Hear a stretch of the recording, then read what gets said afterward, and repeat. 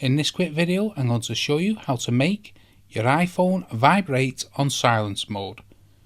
So let's say you have your iPhone set to silent by flicking the button on the left hand side of your iPhone like this.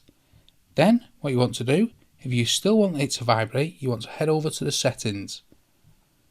Now we're in the settings, you want to come down to sounds and haptics and you want to tap into that. If you're on earlier iPhones, you want settings and then sounds.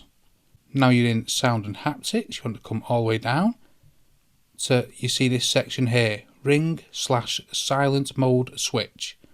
And you want to select play haptics in ring mode and play haptics in silent mode. If this second one is tabbed off, you want to make sure this is tabbed on, so when you're in silent mode, it actually vibrates. Because haptics actually means vibrate on the iPhone. So that's where a lot of people get mistaken.